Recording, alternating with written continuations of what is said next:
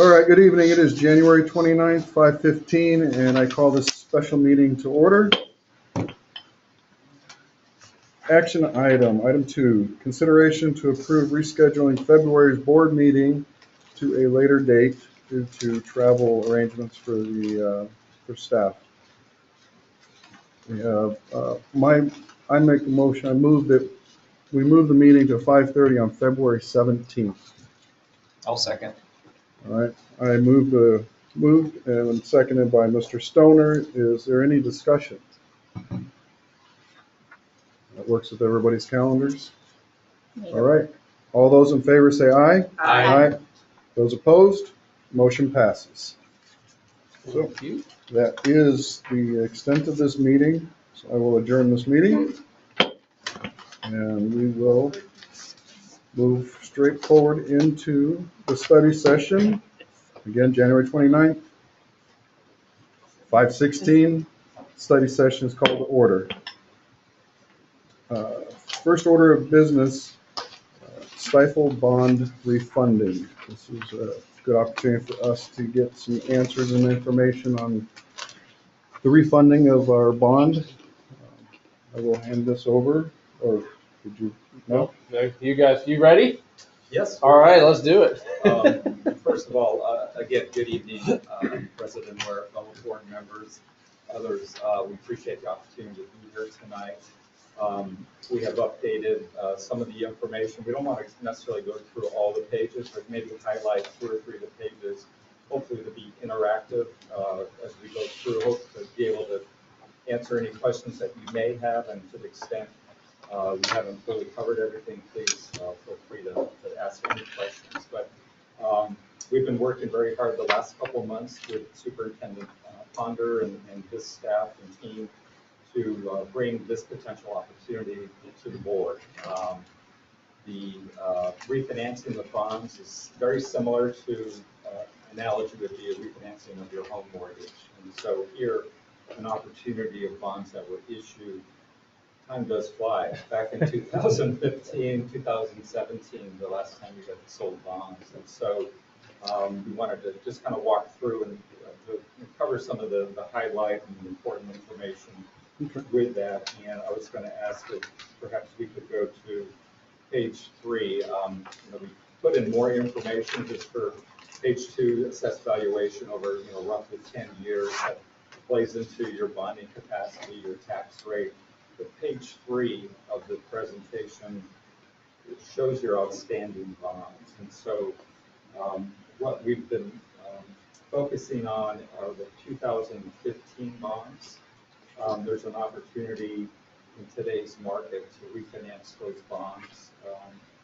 The district, when you last sold in 2017, you received a rating from Standard & Poor's, A rating. You also qualified for bond insurance, which allows you to sell at AA interest rates. So even after paying the bond premium to the insurance company, it results in lower debt service. And it's the net present value of the savings of lower debt service outweighs the bond premium. So we would, if the board deems it appropriate to go forward, we would go and initiate the process with the rest of the financing team, Superintendent Ponder and his team, to go to the rating agency, qualify the bonds to get insurance as well. And so just wanted to highlight those. The last time the district refinanced bonds was back in 2004. It doesn't show up on the sheet because the bonds are not outstanding anymore, but it was roughly, just looking through our records, roughly $5.2 million. That saved about 140,000, 2% savings at that time. And then before that was 2011, we had refinanced about 12 million of bonds. We didn't have in our system, and that was a long time ago, the particulars to that one, so forgive me. But my point is, the district has been very opportunistic in the past to take advantage of lower interest rates, and you can save debt service savings for your district patrons. the next page. Can I ask a question on that? Yes. So on the right side there's higher coupon rates. Why wouldn't we refinance those? I mean, I think I know the answer, but I just want to make sure I understand that properly. Good question. So, whenever you sell bonds, you have bond calls where you promise to the investors that these bonds are going to be outstanding for a period of time before they can be called in. Okay. Bonds that are issued by school districts statutorily, you have 20 years to amortize the bonds. Typically, the call feature is half, 10 years. Okay. And so those 2017 bonds are not callable yet. Gotcha. Okay, so in the infinite wisdom of Congress, a couple years ago, Jim, they changed the tax laws. You would be able to advance refund them before the call date, but they eliminated that. Mm-hmm. And so even if there were savings under the old system, that could potentially be possible, but in today's world with the tax code the way it is, you have to wait till the call date. Okay. So that would be in next year. That was my question, is that then these bonds are eligible for refinancing next year? Yes, they would be. Okay. Depending on where interest rates are at that time, but yes, they would be callable and so potentially refinanceable. Is there any advantage to, let's say we want to do this, with the bonds being eligible next year? Are there interest rates? Is this something that we should consider consolidating the two and refinancing them at the same time? Does that save us any fees? You have fixed costs whenever you do save bonds, so certainly that's a consideration. I wish I had a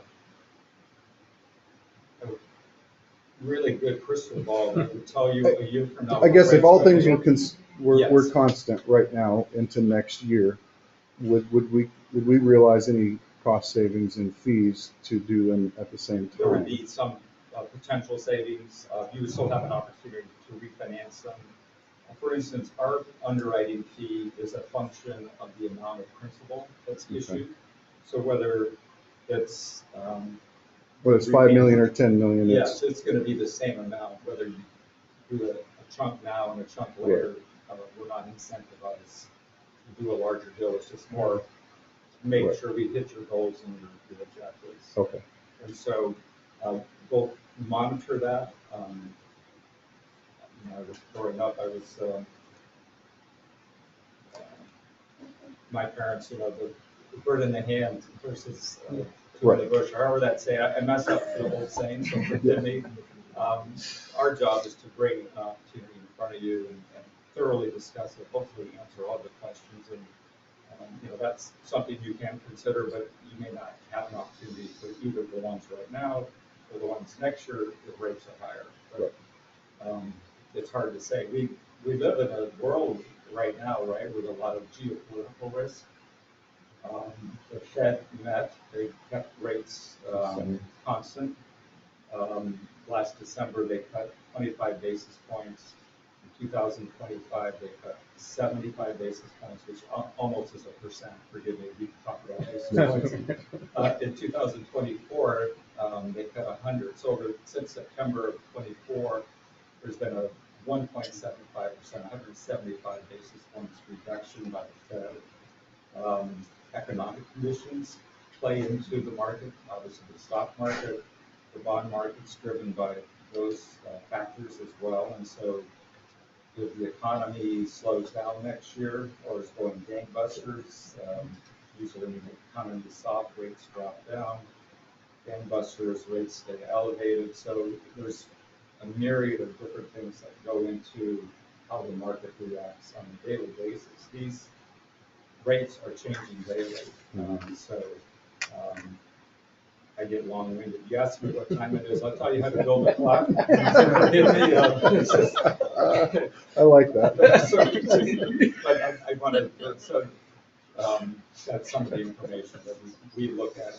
We think, especially as we continue through, if the district is considering in the future, I know in the past, and currently there has been some, from my understanding, have been some discussions about potential bond elections. So we're trying to look at, some 2 or 3 different things that could accomplish all your goals, whether it's refinancing and or looking in the future to a potential bond election to keep tax rates relatively stable. I think we've had experience in the past where gyrating tax rates, people remember when they're going down, when they go up, they tend not to like that. And so if you can manage to the best of your ability how to do that, that's something to consider.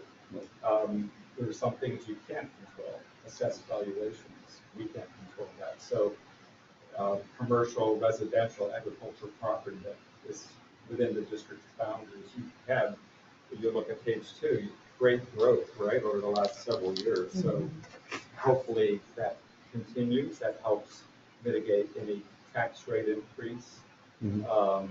That gives you more bonding capacity, if that's something you're looking at for in the future, but there I go again, just keep on talking. So I'll maybe ask if we could get to page 5.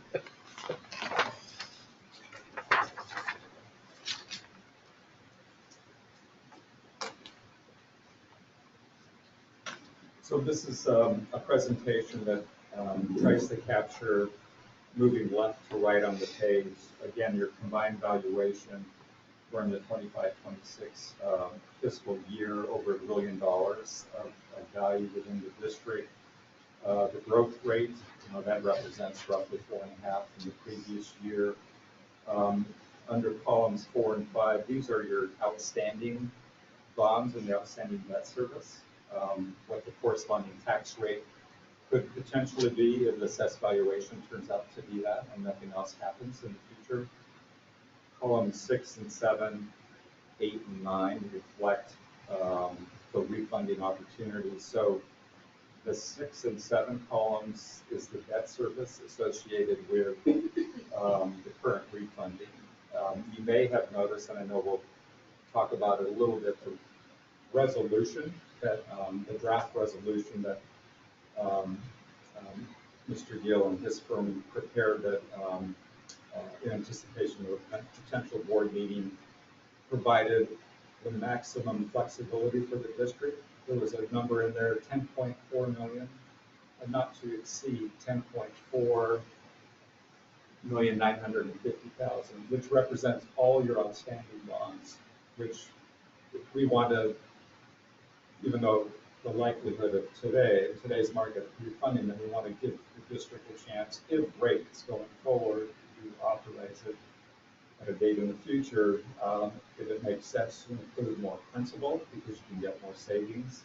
That's why it's a bigger amount. But right now, columns 6 and 7 represent about a $7.3 million of refunded bonds.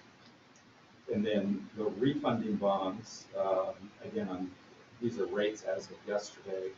Columns 8 and 9, that's the debt service associated with that.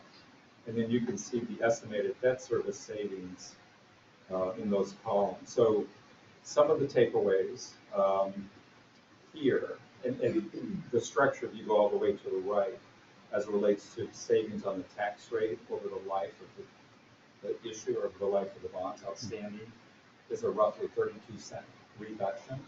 Each year has a different reduction. The first year is an increase because you're leveling your debt service, pushing debt up, and then you're saving, potentially saving, again, based on the calculation of combined valuation, approximately 32 cents over the life of that period of time. In addition, this equates to roughly 200 and in this analysis, about 210,000 net present value savings. But one of the things I wanted to also highlight is the reality is by pushing up debt, you're eliminating debt service in 3 years. You're eliminating debt service in 34, 33, and 32. So in effect, you're saving interest expense in the later years by pushing up debt. Debt service, is that what we're paying? Principal and interest each year. Okay. And so it's a restructure and a refinancing at the same time.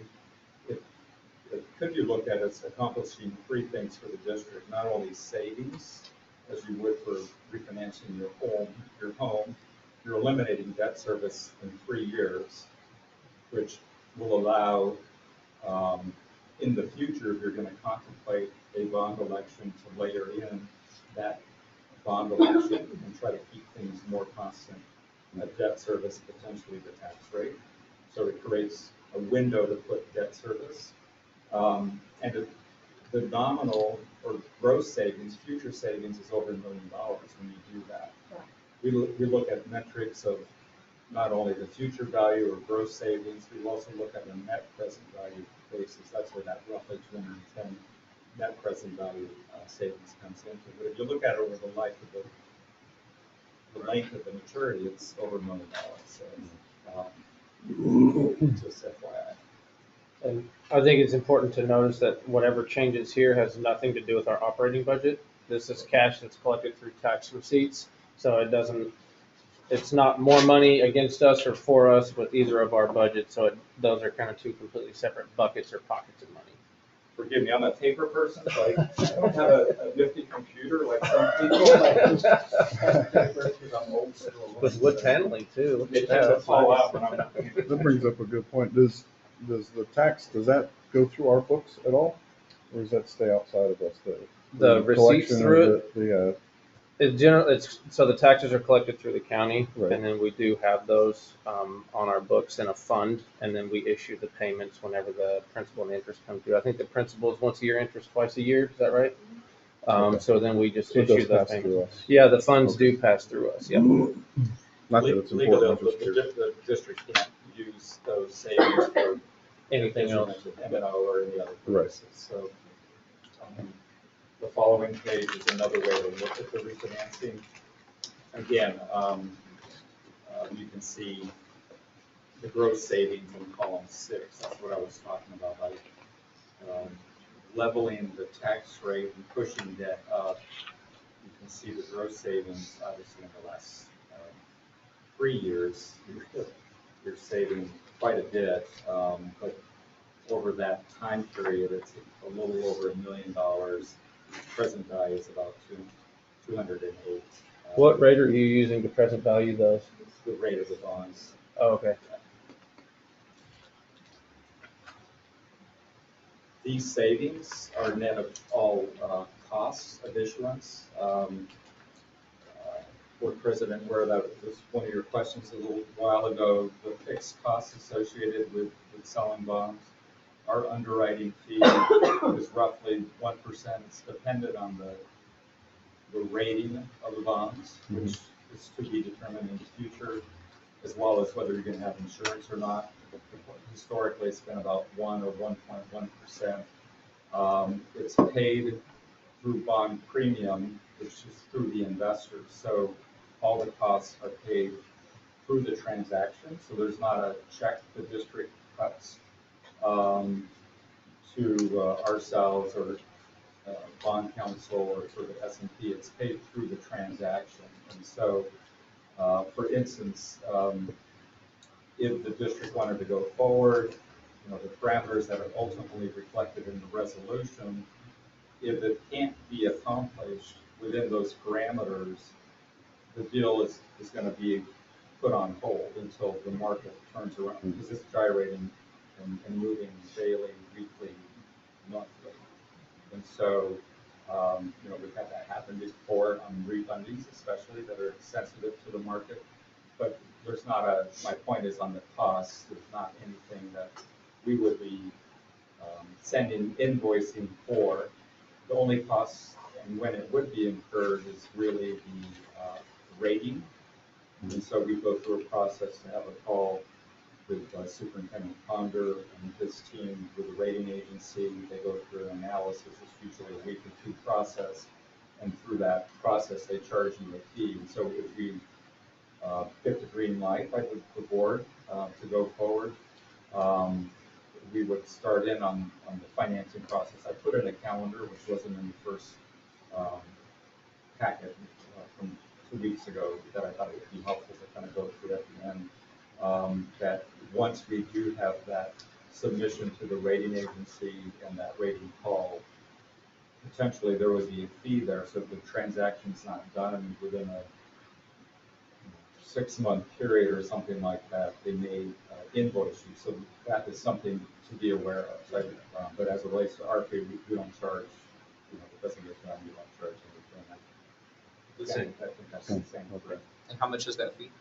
Roughly 1%, so it's a function of the amount of bonds that are being issued. So I think in our last analysis, there was roughly 70, 80,000, I think it was, 1.1%. Again, we'll continue to apprise Superintendent Ponder, Jamie and others, you know, with numbers and we want to be transparent. Our whole process of underwriting bonds is transparency. So we'll have a final accounting at the end of the day of everything. We'll have a final results book for the district, and you know, we'll talk a little bit later when we go through the calendar. We actually, when we get into the market, it's a some people find it fascinating. I find it fascinating. Hopefully you all do. But it's a, No, it's a, I do not. That's, we have experts like you. That's why we do our life. It's a process, and we have a rating call with our underwriter in Denver. We're pricing bonds on a daily and weekly basis. We underwrite bonds on a number of issues more than any firm in the country, going back the last 10 years. So we're in the market daily. We're talking to investors, not only in the Yuma area, in Arizona, but across the country that have been interested in your bonds, that will be interested in, but it's a process that happens within a short window, 2 hours on a particular day. So this negotiated sale gives you the flexibility to get into the market, choose the week. You know, there's a lot of deals in Arizona. Come into the market, we can you can push it back a week, or you can accelerate it. So there's the most flexibility possible. But we'll have a call the day before with our underwriter to talk about which investors they've been talking to, our sales force, talk about the structure, what we're seeing, and then we'll go into the market the following day, usually 7:30 or 8, 2-hour window roughly. We'll have a wrap-up call, we'll review the results, but in the morning, we'll send login invites to Superintendent Ponder, whoever is interested and wants to view the process of how the orders come in on real-time basis. So you can see each maturity. You know, right now we're looking at 26 and 31, but you'll see some investors want to buy bonds short bonds, 26, 27. Some want to go longer. Some like 20 years, but we're not issuing 20-year bonds. So they, you know, you're going to get a mix of insurance companies, money managers, bank trust departments, separately managed accounts, hedge funds, individual retail. We get a lot of inquiries that we have retail offices throughout the state. You know, we've sold bonds to Foothill Bank in the past. And so, you know, we can even make bonds available locally. You know, that's something we can talk about. That's something that the district is interested in. We've just a caveat on that, because we've had history where some of our clients, friends, districts wanted that, but because the rates were so low, you know, no one was interested. They, you know, they could go Get a CD for. Microsoft or whatever, but and it's a short window, so getting all the paperwork and accounts open, it may not occur, or they may say, oh yeah, I'm interested, well, it's the week before, so sometimes you may have that disconnect, and so but it's something we can talk about. Right. Yeah, so I mean, the bond idea and what happens when bonds sells and refinances is way beyond my grasp. I do like keeping it simple, refinancing my house. I can relate to that. So if I understand what you're saying, is that there's no risk of bonds not getting resold in this refunding of the bonds. Because I imagine you want to convert the bonds to a lower interest rate, save the school, save the taxpayer money, gotta sell them, right? Yes. Um, Um, Sometimes I start in too soon. I don't know if you finished your No, question. no, go, yeah, So, save me for myself. no. I'll be excited again. So, for instance, we sold 20 million of bonds for Pendergast Elementary School District today, this morning. Those bonds are AAA, AA, 1, and so they're highly rated, but it was roughly 20 million of bond authorization. It wasn't a refinancing bond authorization. There was about 72 million of orders. So, through that process and those that were able to log on, they could see the orders come in. Our underwriter reduced interest rates because of the demand, and so lowered rates even further. And so it's really a supply demand, because if you, for instance, here for the district, this is where I have to use my glasses, that your bonds are maturing 26 through 31. So by example, right now there's about almost 3 million that's going to be amortized of principal on the refunding bonds. And so we may get that morning we go into the market 12 million of orders from various investors. Most likely at the end of that 2-hour process, our underwriter is going to recommend lowering the interest rate. We've had situations where conversely, in my example, if you have 3 million in a particular maturity and you only have 1 million of orders, well, the rate's too low. These investors are potentially looking at investments in Arizona and across the country. Well, instead of a 2.48% yield for Yuma Elementary, I can get a 2.51%, in California. Right. And so it comes down to that. But the point is, if there's not as much as many orders as the amount of bonds, then you're going to raise the rates a little. So it's an adjustment of the process. And at the end of the day, there are times where for some maturities, there's 2 million, a different example. And our underwriter thinks the rate should be 2.57, and we don't have any orders, or we only have 500,000 of orders. There may be a case where we don't adjust higher because we think that's where the market is.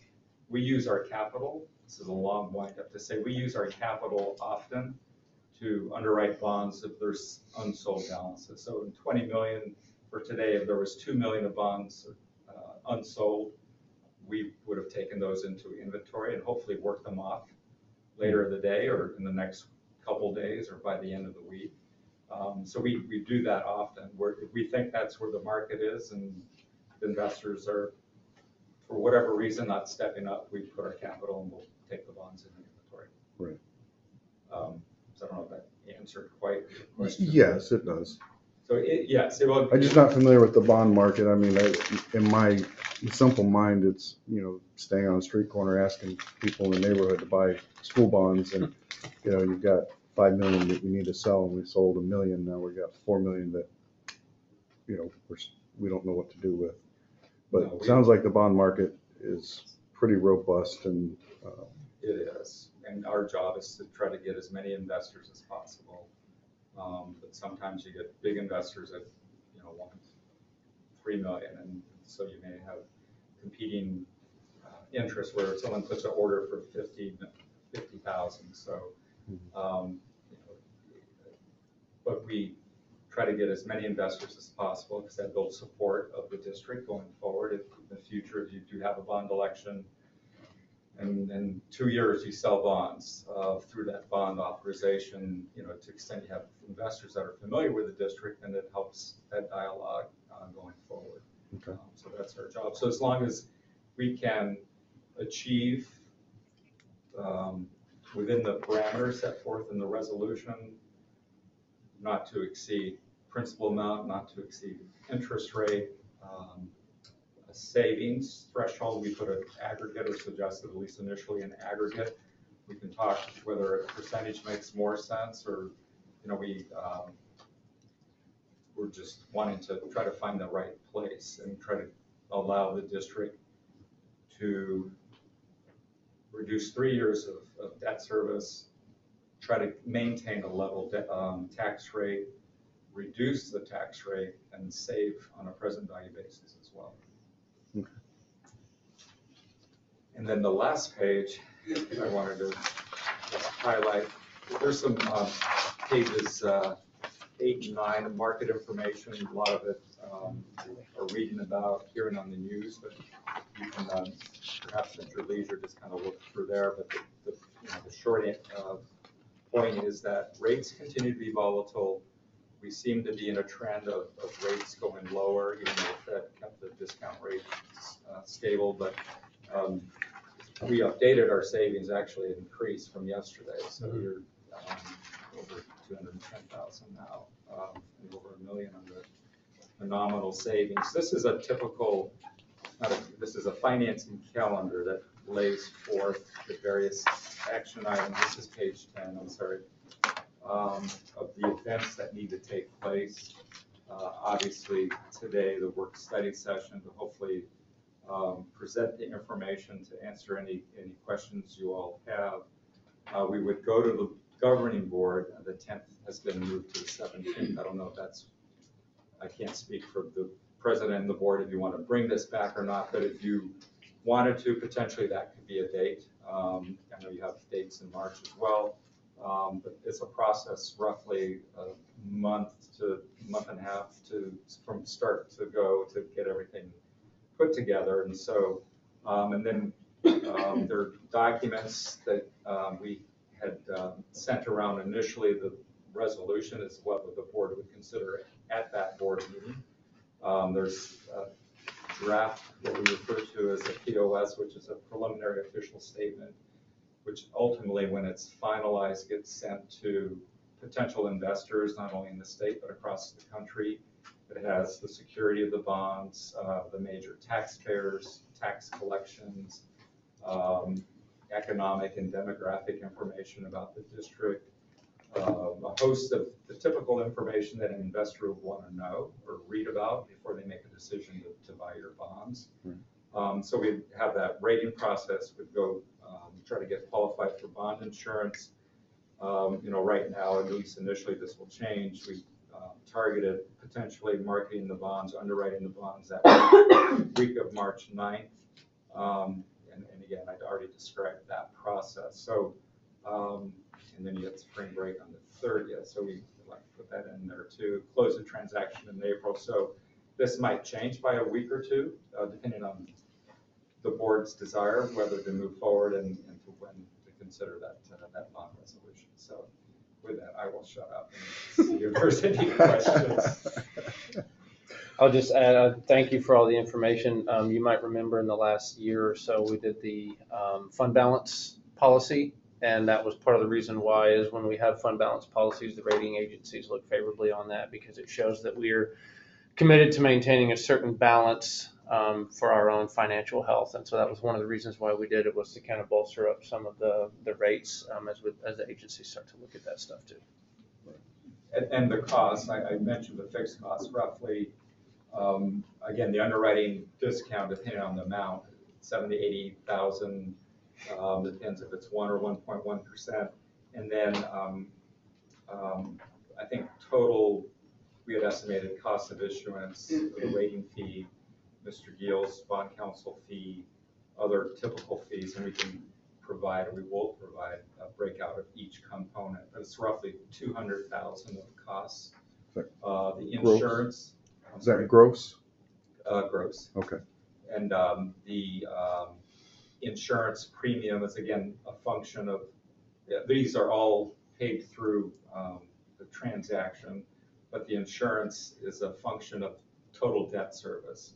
And so that won't be determined to the day you actually get into the market and price. But there's 2 or 3 major bond insurance companies that typically insure bonds. So I think we estimated based on historical information that was roughly 20 to 25,000.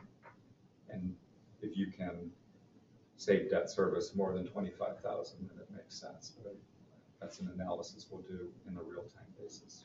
Okay. Mr. Casillas, you made a statement saying you allow the district to reduce the what, the tax rate, or what was the end of that? The tax rate. The tax rate, Yes. okay. So yes, it would lower debt service costs to the district taxpayers.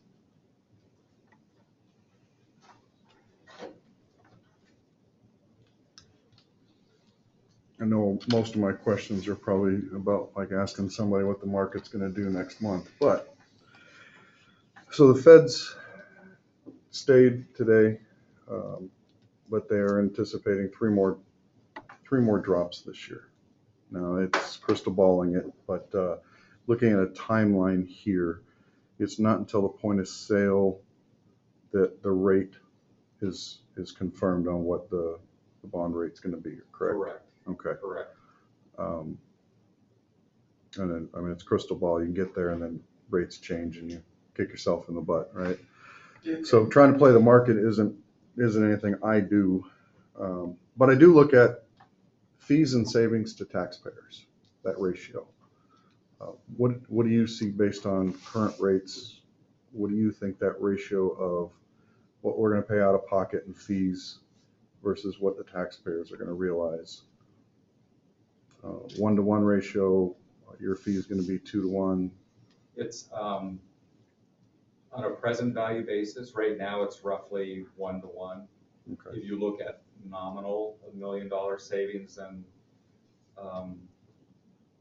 what's that, 4.5-to-1 roughly on a nominal basis, the gross savings. So, Right, half.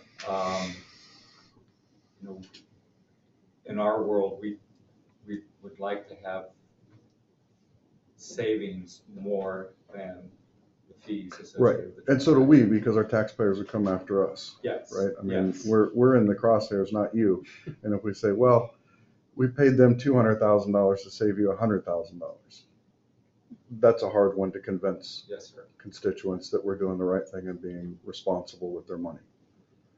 Yes, and that's why I wanted to bring up the nominal, the gross savings, because obviously that's a lot more than the present value. The elimination of 3 years of debt service Right. is something as well to consider in the mix. I don't know, it doesn't unfortunately help with the cost to elimination of debt service in the number of years, but it's something that's factored in, I think, or at least should be considered. Right. Especially, and then the reduction of tax rate over the life, estimated at 30 cents, 34, I think, roughly. So there are a lot of things to look at, and it's not an easy decision. Our job is to bring the opportunity in front of you and to Right. work within ultimately what you're comfortable with and what you want, and that's our job. So. Right. Yeah, I'm just curious of what present value that ratio would be. And because we have a couple economists and some of the market commentary and the pundits, who knows if they're right, but the way the Fed's release and the words they use, they actually have a betting market, which is crazy, of the probability of they actually do of rate cuts. Right. It's great, you can bet on anything these days. Sad. It's not on FanDuel. But some are saying only one rate cut, the way that they dice the words, it's amazing. And so who knows is my Right. point. Yeah, no, I don't want to gamble with taxpayers' dollars. But in present value, to me, a 1-to-1 ratio is a better pill to swallow than paying more than we're saving. Yes, sir. And I don't know if in the, because I've read through what we were provided last month, and I believe there was a line in there about minimum, the lowest that we would go on that. And I don't know if that lowest was a 1-to-1 or a 0.95-to-1. I didn't calculate it out No, or it anything, but I wasn't, don't. definitely not a 1-to-1. So Right. So that if you could have it as a percentage, you could do it as a link to nominal savings, you could have it a minimum net present value savings, which I think is probably a better metric, but at the end of the day, which the board is comfortable with. And I hear what you're saying about. Yeah, it can be reverse engineered into a percentage to say if we're gonna sell, the minimum percentage would be this, because that gives us our fees and taxpayer savings are equal. Mhm. And then anything above that is extra for the taxpayers. And if that's the direction you want, that roughly 200,000 minimum savings, then we'll follow your lead and direction. Well, we've got to answer to the taxpayer. No, that's, it makes sense. Right. I've been doing this for a long time, so I'm not questioning you guys' capability, intelligence. I do appreciate you coming down here, but as board members and elected, we have to make sure that it's going to be something that we can live with and be able to explain it to folks. Because anytime you say bond, over the last few years, people come crawling out of the woodworks asking questions. And then, one of the things that we made very clear in the last board meeting was that this is not going out for a bond. That's not what we're doing. We're not going to receive a penny. This is refinancing. Otherwise, we would probably have a lot of people all over social media screaming that we're going back out for another bond a year after we didn't get one through, and that's not what we're doing. So we need to be able to explain I'm not it. advocating that either, but no, I know what you're saying, so that it does make sense. In our world, in our experience, our preference is to have savings at or greater than the cost of the transaction. Right. There are other business reasons to refinance, and so our job is to describe and illustrate all of the potential benefits and for the board to consider and decide on your own merit what makes the most sense. Right. I mean, refunding the bonds isn't going to change anybody's life. The savings that they're going to realize is very minimal, but looking at a big picture, it's a cost savings for the community. And that's our job, is to ensure that we're looking at the whole picture, because you tell somebody you're going to save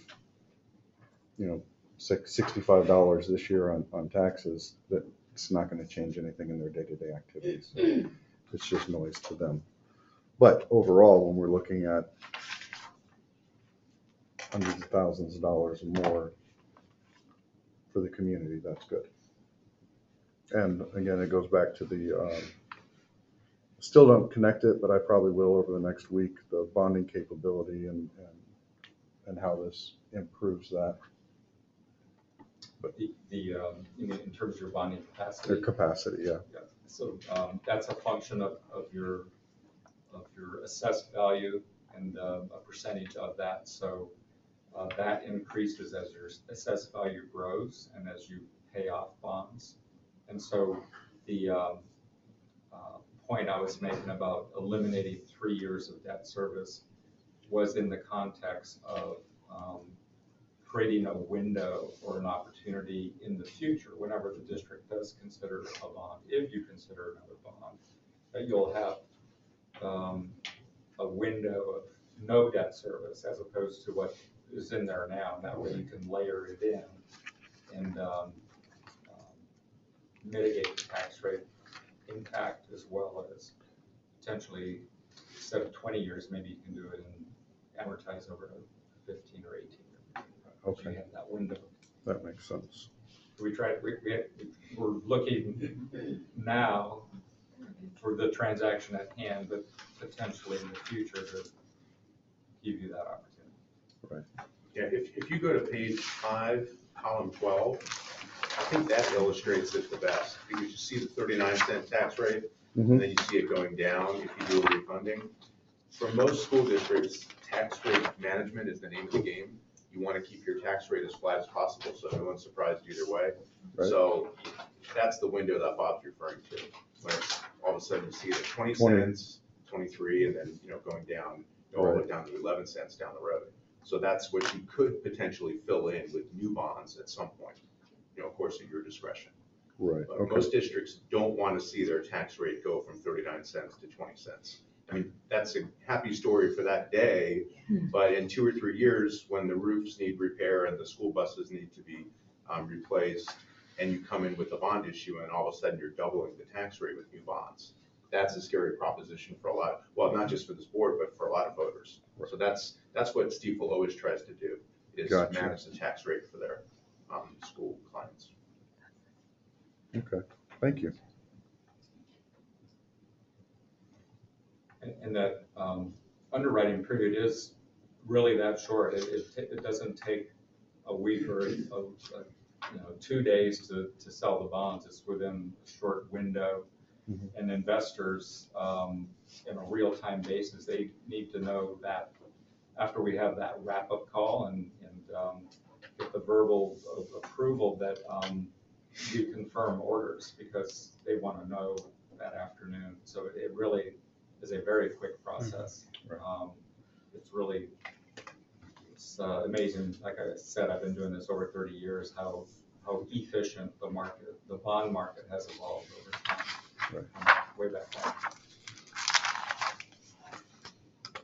Okay.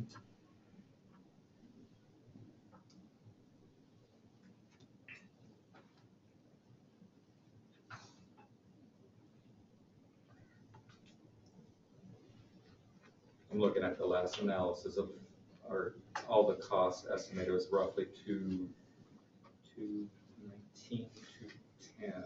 So again, we don't know yet, but that's kind of between 200 to 220, I think. Mhm. But we're just guesstimating right now. So Right, yeah, no, I understand that.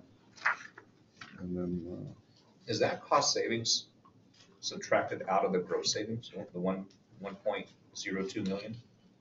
it's reflected in both places. Yes, the net present value savings is net of any costs and the gross as well. So I would be subtracting that 200,000 out of the 1 million. No, it's already already taken. It's already reflected in that.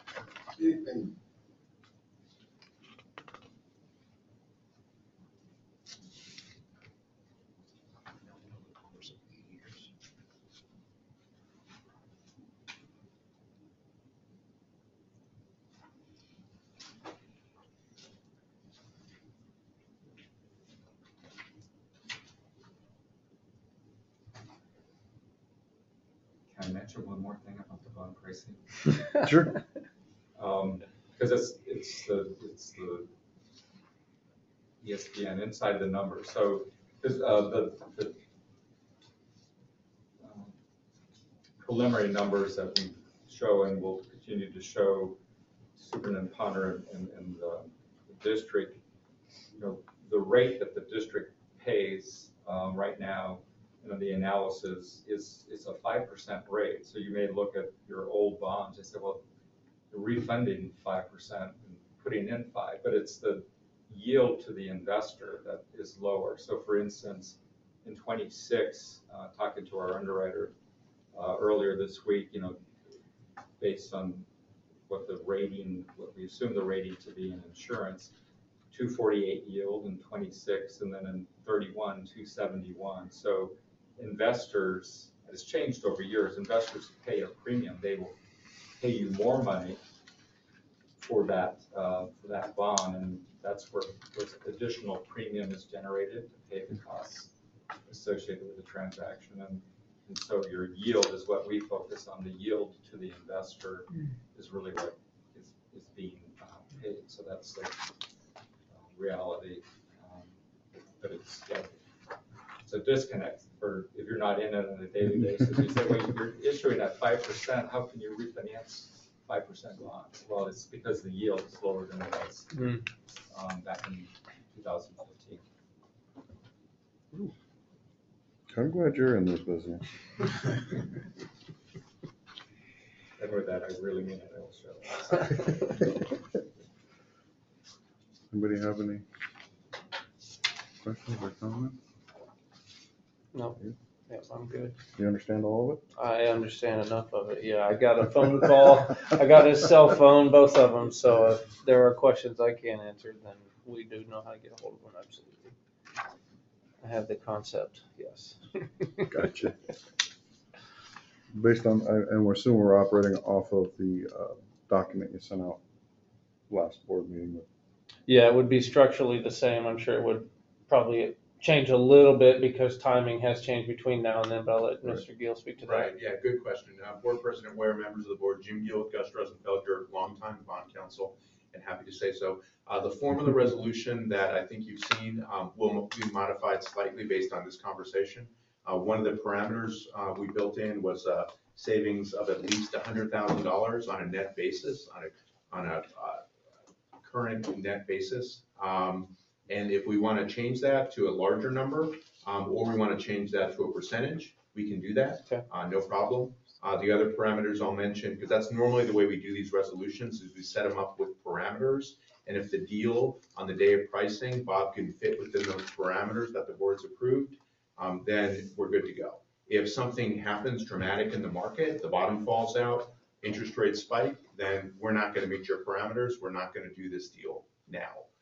So just know that you're not signing a blank check with this resolution. You're having Superintendent Ponder execute on the deal if you're fitting within the parameters. And Bob mentioned the parameters, 10 million, bonds not to exceed $10,495,000, although we think we'll be closer to about $7 million in new refunding bonds. But who knows, the market could work in our favor and maybe we're doing a bigger deal. The maturity of the bonds will not exceed 2034. Which is the current bonds that we're looking at refunding. So we're not going to stretch those bonds out any longer. We're going to live within the current maturity date for the bonds we're looking to mature. I mentioned $100,000 in savings, but maybe minimum, but maybe we'll increase that. And then a yield on the new bonds not to exceed 6%. So again, assuming we can fit within all those parameters, then as part of the bond resolution, you'd be delegating to the superintendent the authority to move forward with a bond purchase agreement. And that's where it's locked in. That's where the deal is ready to go. Bob has presented interest rates and purchasers that the district is comfortable with. And then 3 weeks later, we close and the deal is final. And that's where I jump in and my office produces all the closing documents and works with Bob's team on finalizing everything. So it's a pretty smooth process once we've nailed the numbers down. The bond purchase agreement, the draft that you all had in your board packets initially, will be finalized that day, whatever day it is that we get into the market. So it'll be, we're in the market in the morning, have our call, so probably 2 o'clock, 2:30-ish roughly is when it'll be finalized and ready for signature. So that's when it officially will be live. Right. So we'll be voting on this package for Mr. Ponder to sign and do this on our behalf. Any questions about or thoughts on trying to ensure that our taxpayers equal or greater than the fees for the savings? It kind of sounded like what we were talking about is that we're already there in the savings. If I'm understanding that correctly, that it doesn't sound like we have a issue with that part of it, that we're. Right, more specifically to our minimum, right? So there's a minimum and I believe maximum statutory, right? Well, there's a minimum in the resolution, and right now that minimum is $100,000. If you want to increase that, that's fine. It just, the more you increase it, the more of a chance, the risk that rates work against us a little bit and we can't satisfy it. Mhm. So if you told us tonight you want that minimum to be $200,000 of net present value savings, net of cost. If you tell us that, then Bob is saying with today's rates, you would fit in there barely. But in a week, maybe you'll fall outside of that. Maybe all of a sudden the savings are 185,000, but you've approved a resolution that says 200,000. Then we don't have a deal. Then we have to come back to the board and consider lowering it to 150,000 or whatever. So just know that obviously the higher we raise that minimum, it could work against you. Right. So just consider that. So if I heard you right, it would actually be a 2-to-1 at 200,000. Because if that's net of the cost, 200 above the cost, so you'd actually be bringing in 400 if you're going to offset the 200 in costs. Is that what I'm hearing? That's what I heard. Yes, it's net Okay. of any cost. Okay. The savings, All right. So to look at it that way, that's true. So you've already cleared out the cost, and that 100,000 or that 200,000 or whatever that is additional savings beyond the cost. Okay, all right. So you're at like 1.5 to 2 at that point. Right. Okay, all right, that makes sense.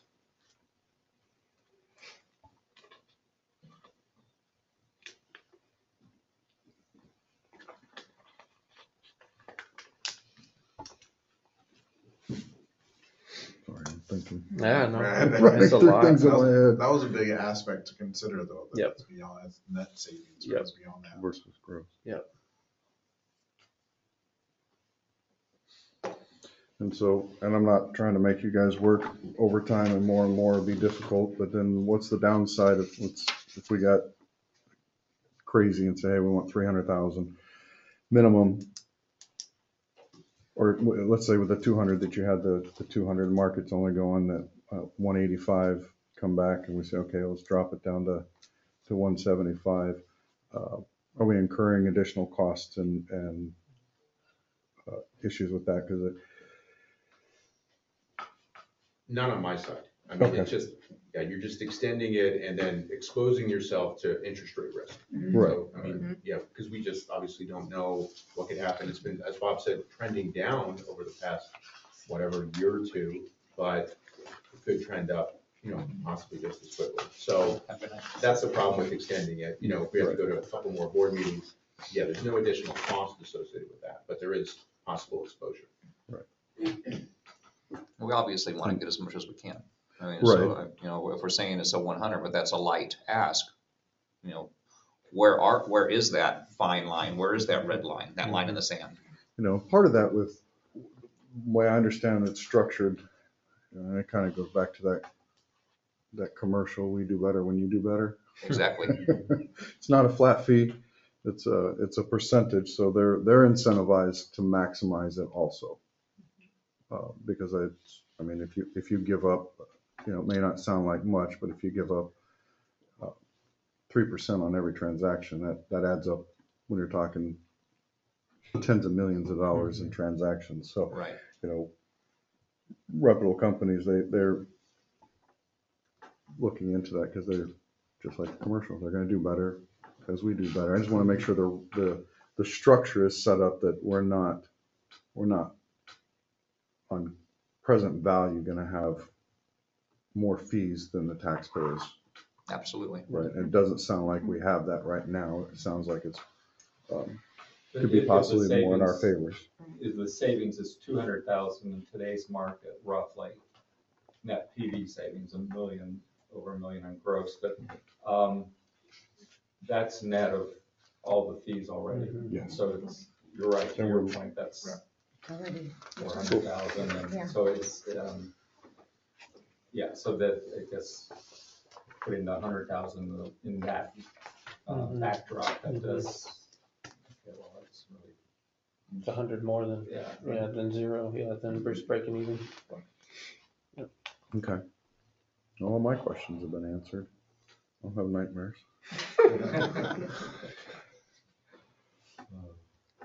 So as your past CFO, what is your financial observation of this? Where are we at? What are we looking at? So, I mean, the nice thing for us personally, since it doesn't affect our budget, it's kind of a whatever's best for the taxpayers. I like the idea of saving money for the taxpayers. I also like the idea of trying to limit volatility in our tax rate, because that is a very challenging conversation to have when it goes from 39 to 14 to we want to sell bonds. Now we're back up to 39. We get a lot more calls on the 14 to 39 road than we do the 39 to 14 road. Yeah.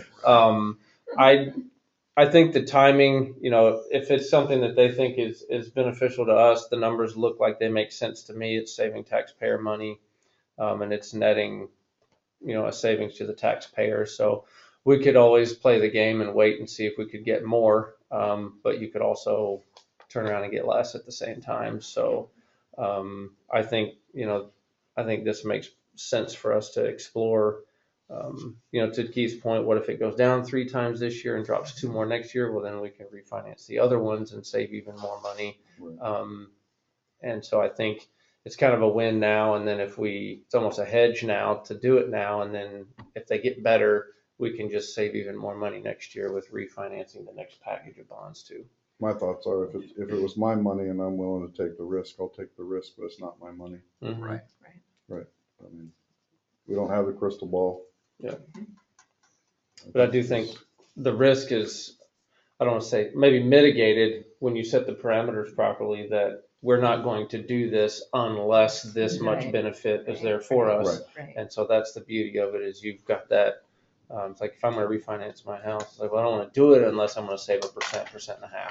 You know? Right. Otherwise, no thanks. Right. And And that's the kind other, of where we and the are. other side of it too is we can easily explain, not easily, but you can at least explain that, hey, it may not look like it was a massive savings in your pocketbook. However, It's based over $1 on million. they're looking at their annual Sure. taxes, right? Yeah. But doing the tax rate, creating that window, if we want to do a bond to expand classrooms Mm-hmm. and stabilize their taxes, we can talk to that and explain that, look, Yep. it's, yeah, you're only going to save X amount of dollars in your tax bill. However, we're going to stabilize that tax rate, and we're going to be able to expand school capacity to keep, the schools out to the east at where they need to be. So I think it's a more big picture look at the situation than Yeah. just strictly how many pennies are we saving each taxpayer. I guess the next thing is, how close can we get to that line in the sand? Mm-hmm. You know, saying that we want not the 100,000, but maybe the 150 or the 175 without putting us in the jeopardy of a no sale. Right. Yeah, I don't know what is 100, like, is there kind of a 100 is pretty average, but 200 is kind of pushing the limit? Is that kind of how you would say that, or is that a hard thing to quantify like that? I think it's all very deal specific. Okay. So there's no real average, Mm-hmm. but I'll let Bob speak to it. Yeah, we've seen, again, aggregate dollars or as an aggregate dollar minimum, or it could be a target. I know one of our other school clients is considering a refinance, and they're going to look at the gross savings. I think roughly every basis points changes 5,000 to 6,000. So generally speaking, it's a little more complicated than that. So 2% was the last savings the district did, as I mentioned, in 2004. So if you're refunding 7,000,000. Oh, he's got the financial calculator. All right. 335,000. Give him space. He's got the financial calculator. Hit that NPV button. Tell me the good news. I love it. That's awesome. At 150,000 savings divided by the refunded bonds, 7,335,000, that's roughly 2%. Okay. So historically, you could say, well, that's what the district wanted back then. I'm sure there are other business reasons. I can't remember them off the top of my head. And so Board Member Stoner, that 150,000 coincidentally would be 2%. So. Right, 'cause there was the other thing that Dr. Google informed me about. I know it's. Oh, gosh. But the industry standard was like gross 3% savings was kind of the threshold that if, I don't know if you can talk to that at all, because I found that in more than one location when you talk about. We've seen that too. We've used 3%, 2%, 2.5%, 3%. So On the gross is what I'm assuming it is the gross savings. So it includes your fees. Yes. And what the taxpayers are seeing. Right, So, any refinancing would be net of all those fees, so that's how we want to present the savings net of any anticipated cost of issuance, so yes, it would be And so a 2% savings, when you have a 1% fee, that hits that threshold. 3% more. And that's what I found pretty consistently, just trying to look up and try to educate myself on this stuff, is that line in the sand gross is 3%. You know, if you have, and then, because they can't factor in what each firm does for their fees. Right. So when you take out a 1% fee, we're looking at a 2%, which is what we have in our proposal, right? I think so, yeah. Our fees only, that's only one component of the overall fees, though, right? So that roughly 200 to 220 included all fees. So ours, I think, was roughly 80 to roughly 90. So there's other fees, so that just, I want to make sure you're aware that 200 to 220 is not our fee. Mhm. That's just all the fees.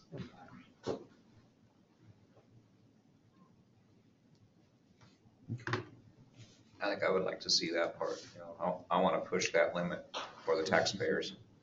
I mean, obviously, we want to get as much as we can without Right. losing a sale, but we don't want to leave anything on the table either. Yeah, no, I agree.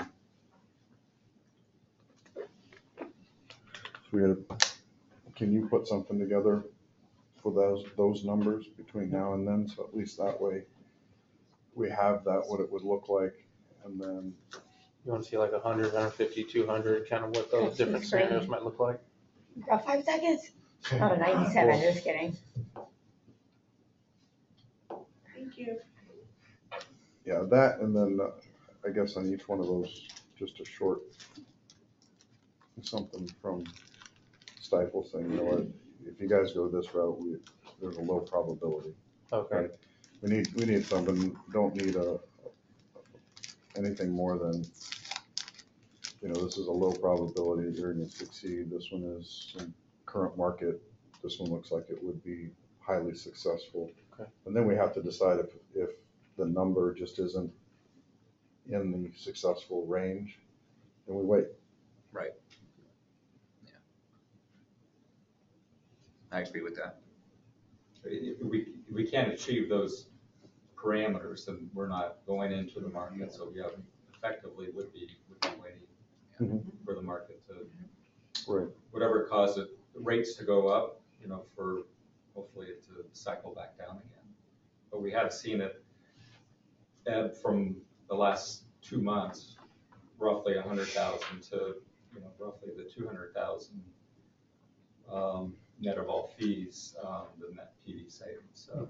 Right. it's- With the feds holding fast today, even with that, the market still went positive.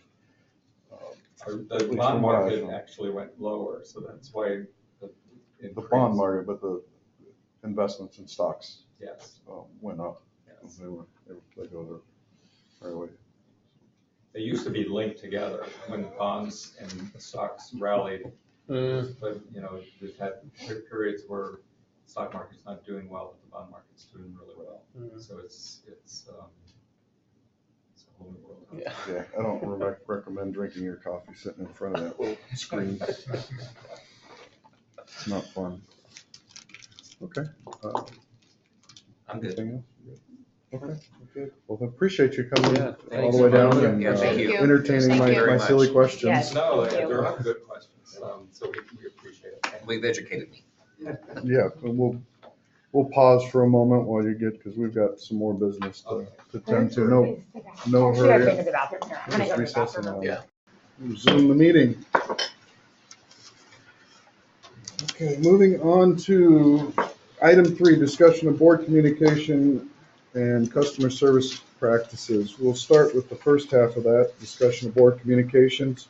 This is the board's opportunity to kind of provide feedback and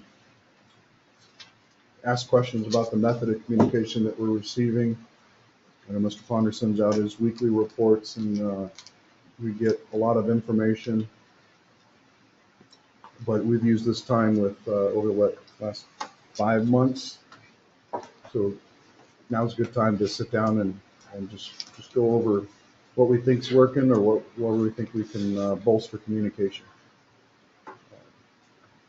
And I don't know if you want to start. I've got a few things, but it's up to you. Dennis, do you want to reflect on how you feel communication is going?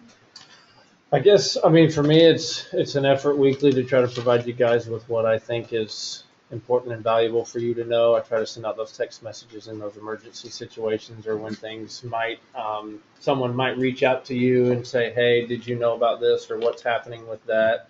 And then this week sent out the whooping cough information from the health department just so you guys are aware that we are aware and have a plan to kind of work through that. And so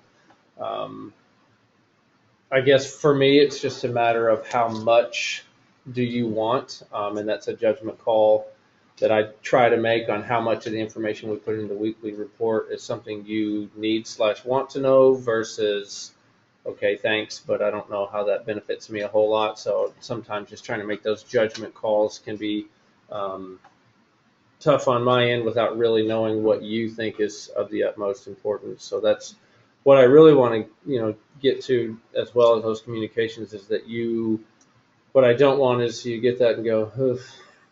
I want you to go, okay, there's going to be some nuggets in here I need to know. Let me take 10 minutes to read through that. And so we just want to make sure that communication is something where you're like, all right, let me make sure I'm up to speed on those really important things. So I can always do more if that's what's requested. I'm happy to do, whatever meets the needs of each board member. Monica's also going to be reaching out if she hasn't already to try to establish some one-on-one meetings with everyone just so we can have some more individual communication too to get some of that as well. So open to any and all ideas, thoughts, recommendations in that regard. I appreciate the current structure that's in place. The emergencies were notified immediately via text, and there's always that please do not respond at the bottom, but it helps to keep us informed. And I guess I'd look communication-wise, I feel there's a lot of communication, maybe not directly from you, but the daily updates. So I feel like I have a really good picture of what's going on within the district as far as the different schools and the events. Always looking for, I want that communication to bring clarity to what's going on, consistency, and trust. I'm trusting the district team and the campuses to be doing their jobs. The one question I did have was about the Friday, that weekly email. And I personally feel like less volume in that and more capturing like what's urgent and important this week. Right? And an example would be some of the ongoing parent emails that we receive that started in August, and it's the same an email. I don't feel like I have clarity in those situations. I don't need to know the nuts and bolts, but I do want to know, is that something that the admin team is dealing with? Is that something that's in the hands of the attorney? Don't worry. But then another email comes. So it's things like that, again, and that urgent and important that I feel I would want to see in that Friday email versus, I know it's kind of like a template right now, but I wouldn't want the superintendent to be sitting on a Thursday night or a Friday morning, like, what do I have to put in there? Yeah. Right? And I love the Facebook, getting information, like this many Facebook hits. I can tell you how many Facebook hits it had, but I don't know where the situation is with this parent complaint. Does that make sense? Yeah, and what I remember from Lou's right pretty quickly after we elected last year, but that was, I think, from the direction of the board after Dennis took over, was like ramping up and making that Friday report look different. And I think that it was tied to like the district goals. And I think that's where one of it is like our, the visibility, the interaction with the community and with parents, obviously the branding of all the great things we're doing. But I'm wondering if that's like a quarterly, or maybe it's like something great that we can talk about at the board meeting. But I don't like when, especially with someone at your level, like having to spend that time and the amount of times that you're like, oh, I'm out of town on a Friday or on a Thursday, like that's the last thing I want you to have to be worried about. Because I feel like, especially, I really appreciate the text messages as well. Like when there is something urgent, like that's what's coming, and it's like great to like just have enough information. Again, I know as board members, whether some of us may think that or not, like, we don't need to know, nor should we, about certain personnel and how Luciano and his team are handling that. That's not our role. But it's good to know, like, hey, we got our hands on this. We're taking care of this. I really appreciated this last one to Yeah. your piece Yeah. about the individual complaint situation. I feel like as a way to support you and your leadership team as well, like, I want to be equipped. There was many situations in the call to the public where I believe, based on the information I had, that allegations were false. In one situation, I talked to that person and know that person and was not even the parent. And I wanted to respond. And I know when there are rules around if it's false, if it's, allegations against someone, that it's all those things that we can do that. But sometimes having a little bit more information, it equips us to be able to say, well, no, actually, we've offered you 25 times to come, or whatever it may be, 12 times to come No and talk. surprises. Yeah.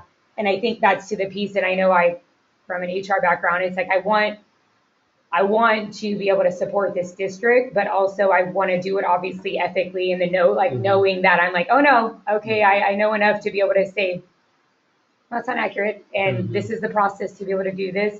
And I think ownership from the board, and I haven't done a good job in the past couple of months of, is we got to be in front of you. And emails can happen. Obviously we have our phones on us all the time, but like, we got to be able to build relationship with you and with your team. And that means that we have to commit to being, and if that's 30 minutes once a month, and if it needs to be longer, then so be it. But like, that's what I think as a board. It's important to be at the schools. Absolutely. Absolutely. But like, we hold you accountable, and you work with us, and you are building a relationship with all of us. And those principals and those teachers are saying, like, we want you here. They're saying to me, I don't know what they're saying to others, we want you here, but we need to know that the board actually understands like what's going on here. And part of that is not just, there's however many thousands of employees that you have. It's about understanding from the leader, which is you first. And so that, to me, I need to do better and take ownership of making sure those one-on-ones are happening. I know you've always had your door open, and Monica has always had, but I think just as a board member, I think we owe that to him and to this board and to each other. Our effectiveness is on how we collectively operate together, right? That's- Yeah, and I think hopefully we don't have more situations where we have allegations. But I think timing is important because sometimes emails come out one day after another. If you can forward to the board, like you do the Friday report, your responses, so that way everybody knows, okay, email went out, superintendent responded, know what the response was, and then they follow up with another email the next day saying, well, nobody's doing anything. We have all the information, not because sometimes waiting until Friday is a little bit too long. There's a lot of emails that can get thrown back and forth in between the original email and that information. So hopefully this is the rarer situation, but I think that we should be more deliberate when we have accusations or allegations, or when we have attorneys getting involved. I think we should be a little bit more deliberate with the information shared with the board.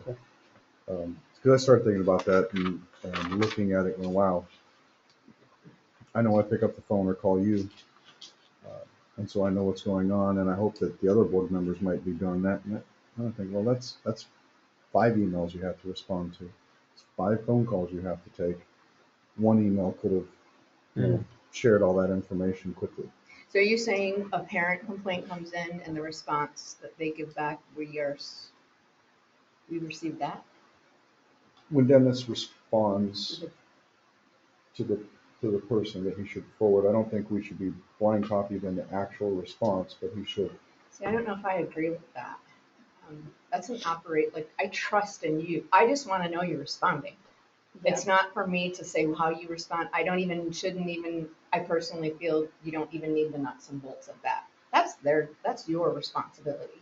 But do I know the response? I want to know that a complaint, I would want to know as a board member, a complaint came in, and it was handled, the response, complaint came out on this date, responded on this date, and I feel that's the board getting in to the operational of these folks, of their work, and I feel that's a lot of work.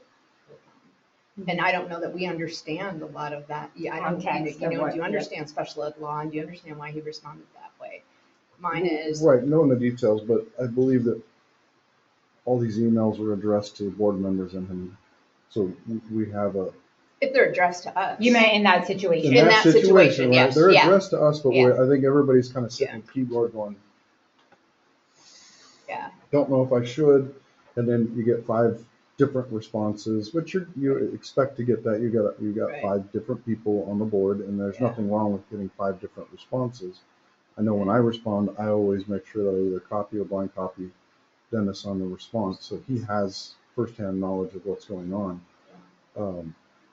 But I think there was a number of them that came out, you know, board members, Mr. Ponder, and then especially when they came out after attorneys were involved, it's like, okay, that's in his lane, even Yeah. though it was, I had to forward the last one to him because it was just addressed to us, but it was under the same one where the attorneys were involved. And so Yeah. I forwarded that to him and Okay. said, hey, this is something you're gonna need to take care of because Yeah. he's that conduit with the attorney. right, And I think that, you know, a response back to the board member saying, got it, right, it's been forwarded to the attorney, right. status quo, something like that. But I don't Yeah. expect, these are all, we haven't had to deal with this before, so Right. it's something we're trying to work through to make everybody feel comfortable in the situation. Because I was uncomfortable through most of those emails. I felt I bad, agree. but I also didn't want to step on Dennis's toes and get in the way of anything and offer information because I could derail a whole situation. Right. Yeah, it goes back to the clarity of, am I understanding what I'm reading here? And then that trust in, have they responded? Have they not responded? Right. Yeah, yeah, Yeah, so Yeah. you know, the details of it, but knowing that it's been responded to I think is important.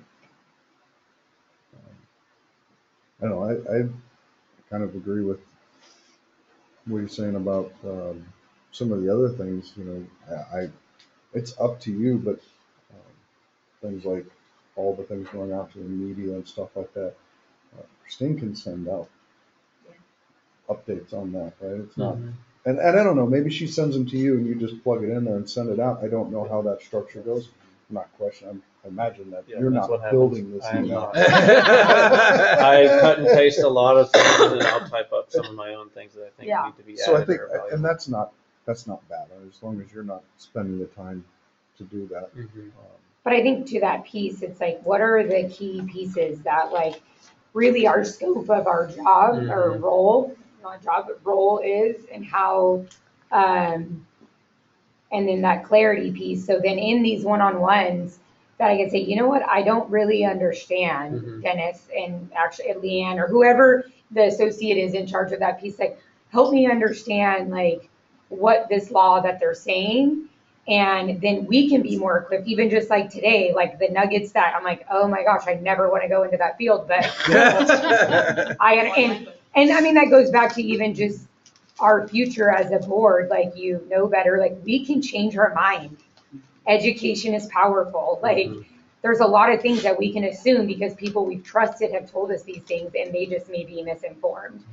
And there are things that I have been, you know, because someone I know and trust had a situation at a school and it's their child. And as a child, we go to our lizard part of our brain and we immediately like, I've been there.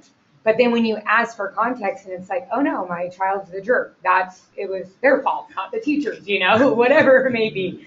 But that is like, I've experienced it. I've lived it. I've, you know, regretted myself. Like, wait a second. Like, I love my children so much, but I like the people that are working with him day in and day out, like what really happened there. And part of that, I think we can get clarity in the one-on-one, not just through an email, but to be able to say, I'm not really understanding this. And then we're better equipped there. And then we, even in the public, like they see us as legit board members that will never have the experience you all do in education, but well, besides Lisa, but like we can say, you know, we asked that same question. and we found out some more information about that. But we need to let you do your jobs, and part of doing that is us being able to deflect some of that noise. But we have to know what the noise is, and then we might have some questions about the noise, I guess. I mean, I like the format of the weekly report that comes out.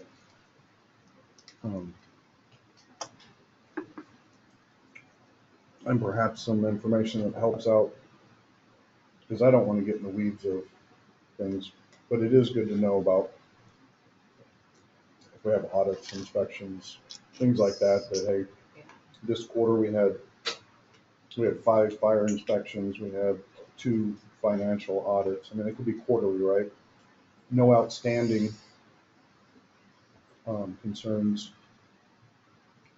I think that's good for us to say, yeah, we've got our finger on the pulse, that the guy that we trusted to do this is telling us there's no outstanding. We know we had 5 fire inspections this quarter and we have nothing outstanding, or we have a couple of items outstanding, expect to get them resolved by the next meeting.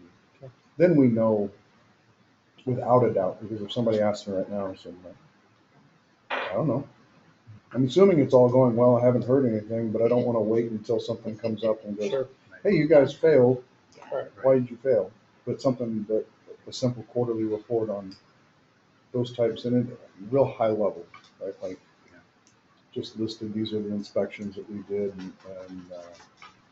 and they're great attaboy points too. Yeah.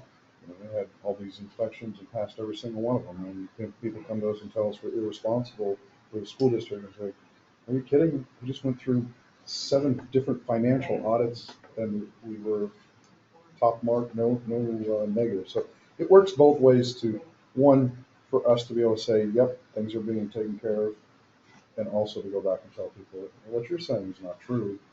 If you only knew the inner workings that was going on in the district and how much goes on. I mean, we got AA ratings. When we get awarded for our financial audits, there's a lot of that stuff. I think quarterlies are good, but it also puts it together for me. I can see a single piece of paper rather than trying to get 7 emails and 2 board meetings and kind of get an overview. Yeah, more of a summative piece of information. Yep, we can do that.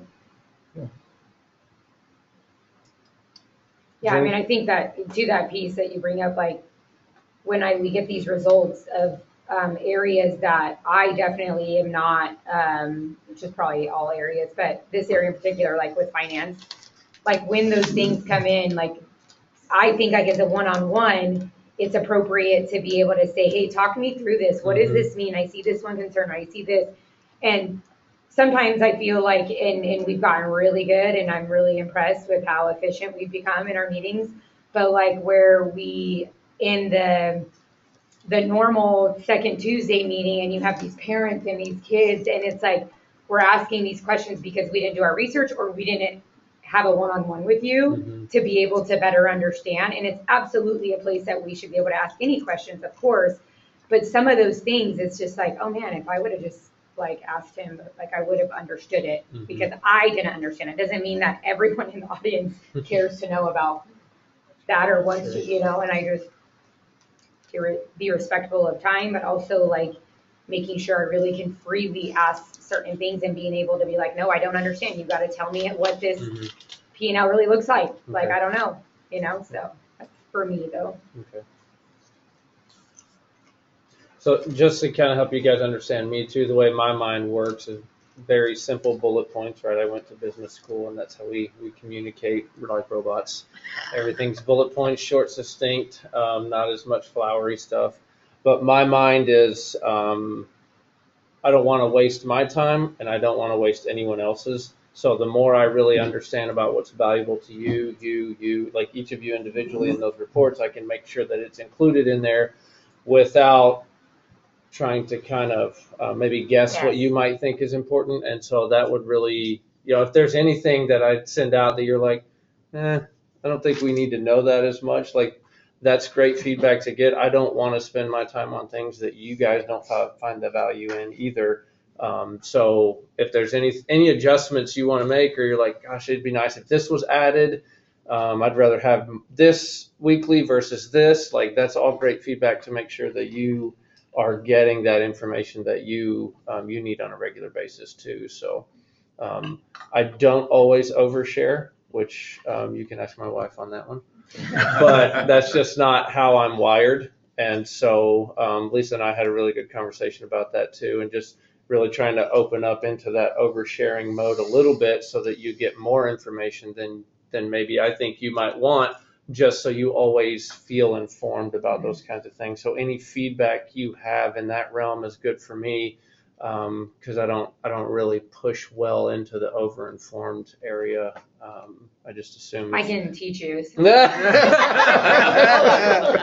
kidding. No. We're gonna meet in the middle, but Lisa will tell us where the line is. But I do think, if we can, however much frequency works for you, and it could be 30 minutes once a month, just some opportunity to connect each month, and you can ask those questions individually. I'd be happy to bring anyone from the team into those meetings as well if you have specific questions about different aspects. I want everyone in this room to be comfortable with everyone in this room, and so we want to make sure that relationship and those partnerships are as strong as they can be. Your team does a great job, the internal communication within the staff, the emails, and then the external to parents are just so informative. Well, thank you. Kudos That's to good. your team Appreciate for that. And it goes along, I went back, I asked Moni could have printed up for me, but went back to our ASBA training with Julie and our board and community communications, the commitments from the board. And number one was board members will serve as ambassadors for their district, emphasizing the positive aspects of the district. Mm-hmm. So that goes right along with what we were saying. Mm-hmm. Yeah, I think it's important. You may need multiple copies to take one. Maybe we all should have Take one and pass it down. Okay. Anybody else have anything on board communication? I think you already touched where I was gonna go was, I would like to know when we're having those inspections, when we had the incident on the door locks. I would have liked to have known about that instead of hearing it from somebody else. Sure. And then me bringing it in when you're like, yeah, we're already on that. It would have been nice to have already known that, so I could have told that person, Okay. yeah, they're already taking care of it. Okay. And follow-ups, because I don't know, right now, I don't even know where we are with that is, what is our next steps? How far have we gone? Have we gotten approval? Did we show them those little kitty locks? Are those being approved? Are we still in step one? Okay. Yeah, we can certainly do that. Just to kind of answer that question in the moment, we met with both of our principal groups. Middle school had their own meeting, elementary had another, but we shared with them the process that we're going to go through to get all those plastic. You can't turn it down. You have to push it up to get out. Yeah, we're going to get all those installed on the lever doors. Then we have to change any doors that aren't levered if they're in those rooms. We have to get levers on those doors. And then if it's a push bar, then we have to get a whole new door because those doors don't work. But we're working through that process. So the push bars, I think, are in the summer. Yes. And then between now and then is when we're going to be working to get those plastic pieces on the doors so that we can restrict that movement. Hopefully, some of the kids are obviously going to figure out that, I can just push up.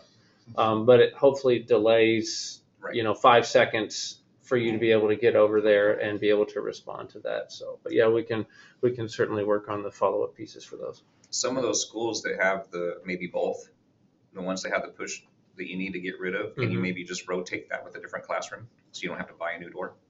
We could. I'd have to look. I would imagine most of the doors are probably push doors in those schools that are built that way, because those specific classrooms weren't built to be ESS rooms. They were just classrooms built in the school, and sometimes the needs shift around based on how many students you have or how much space you need. So if it's a push bar door, I would bet 90% of the classroom doors in that school are probably push bar as well. Yeah.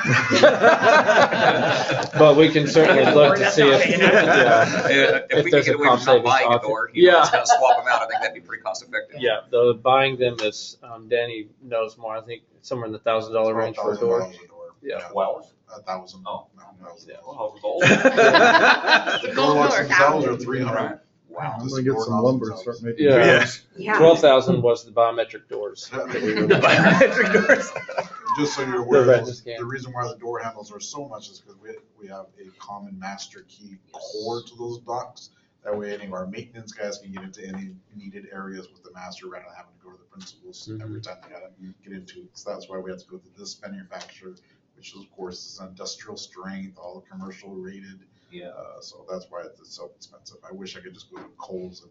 Is that something for Walmart SFB or and buy not? some- Would I'm sorry? SFB take a look at that or not? Ooh. Did you How many was on your list? We That got wouldn't be 200. something, and even if we applied, we finally got the retaining wall at Roosevelt. That's been like a 3-year process on falling apart on us.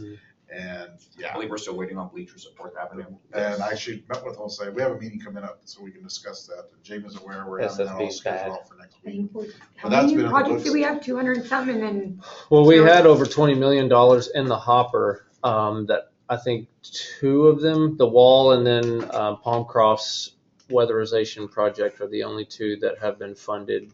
And that's maybe $2 million of it. And then we had to take care of all the asbestos. Yeah. I mean, they went through, but I think it was before you came on board. They did a Yeah. whole presentation There were a on. lot of, I don't remember that number, but there were a lot. They went through their Over budget 50 for sure. within how many months of the Oh, yeah. They spent this year's money on last year's problems. Yeah. Yeah, they're November, just behind. They're pretty much done, or by November. Did they're we done. go to state? I don't know. So sometimes they'll approve them, but they don't have any money. Mhm.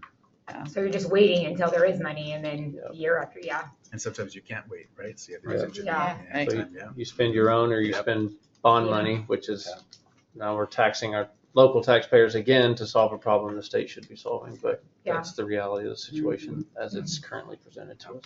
Can I present one more example Mhm. that we're having is over at Castle Dome. It's on its last leg, the chiller and that air conditioning. Imagine that for any school, how much that's needed. So we put that in for SFB, but that does not, that's still been in there for about 2 years now that it's been waiting for it.